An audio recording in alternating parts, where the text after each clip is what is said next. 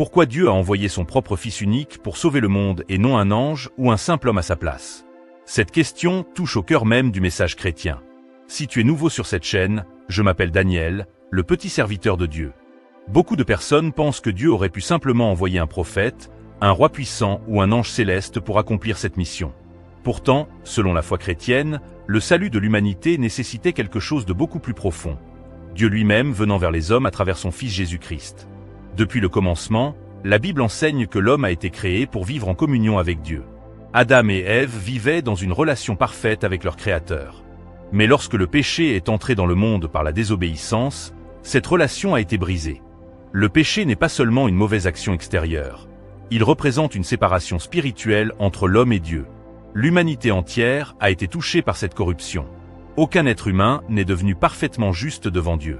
C'est là que se trouve le problème principal. Si tous les hommes sont pécheurs, alors aucun homme ordinaire ne peut sauver les autres. Même les plus grands prophètes de la Bible avaient leurs faiblesses. Moïse a commis des erreurs. David est tombé dans le péché.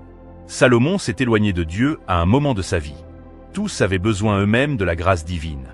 Un homme pécheur ne pouvait donc pas porter les péchés du monde entier. Certaines personnes demandent alors, pourquoi Dieu n'a-t-il pas envoyé un ange? Après tout, les anges sont saints, puissants et obéissants à Dieu. Mais les anges ne sont pas des hommes. Le problème du péché concernait l'humanité, et la justice divine demandait qu'un représentant humain puisse intervenir pour les hommes. Un ange ne pouvait pas devenir le représentant parfait de la race humaine.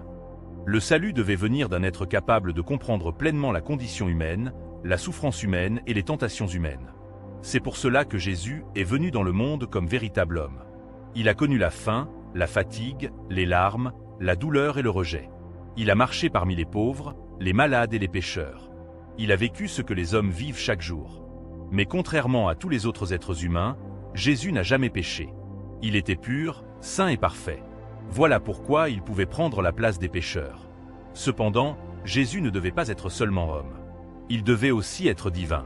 Si Jésus avait été simplement un homme juste, sa mort aurait été limitée comme celle de n'importe quel autre homme. Mais parce qu'il est le Fils de Dieu, son sacrifice possède une valeur infinie. Le péché de l'humanité entière demandait un sacrifice d'une puissance spirituelle infinie. Seul Dieu pouvait accomplir cela. La venue de Jésus montre également quelque chose de très profond concernant l'amour de Dieu. Dieu ne s'est pas contenté d'envoyer un serviteur céleste pour régler le problème du péché. Il a donné ce qu'il avait de plus précieux, son propre Fils. Cela révèle un amour extraordinaire. Dans l'Évangile, il est écrit « Dieu a tant aimé le monde qu'il a donné son Fils unique ». Cette phrase résume toute la grandeur du salut chrétien. Lorsque Jésus est allé à la croix, il n'était pas simplement un martyr ou une victime de l'injustice humaine. Selon la foi chrétienne, il portait les péchés de l'humanité. Il prenait sur lui la condamnation que méritaient les hommes. La croix représente donc à la fois la justice et l'amour de Dieu. Dieu ne ferme pas les yeux sur le mal, mais il choisit de prendre lui-même la souffrance du jugement afin d'offrir le pardon aux hommes. Dans l'Ancien Testament, les sacrifices d'animaux étaient offerts continuellement pour symboliser le pardon des péchés. Mais ces sacrifices étaient temporaires et imparfaits. Ils devaient être répétés sans cesse. Jésus est venu comme le sacrifice parfait et définitif. Sa mort n'avait pas besoin d'être répétée. Par son sang, le salut devient accessible à tous ceux qui croient en lui. Il y a aussi une autre dimension très importante. Le péché est entré dans le monde par un homme, Adam.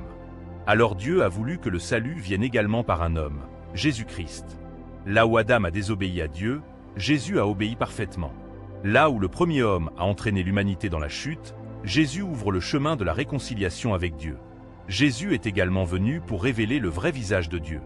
Beaucoup de personnes voient Dieu comme un être lointain, inaccessible ou uniquement rempli de colère.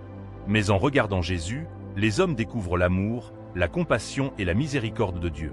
Jésus a pardonné aux pécheurs, relevé les faibles, guéri les malades et accueilli les rejetés. À travers lui, Dieu s'est approché des hommes d'une manière personnelle. La résurrection de Jésus est aussi essentielle. Après sa mort sur la croix, il est ressuscité le troisième jour. Cette résurrection est la preuve de sa victoire sur le péché et sur la mort. Un simple homme n'aurait pas pu vaincre la mort de cette manière. La résurrection montre que Jésus possède réellement l'autorité divine et qu'il est vivant éternellement. Le christianisme enseigne donc que seul Jésus pouvait accomplir parfaitement cette mission de salut. Un homme ordinaire était trop limité par le péché. Un ange ne pouvait pas représenter pleinement l'humanité ni offrir un sacrifice éternel.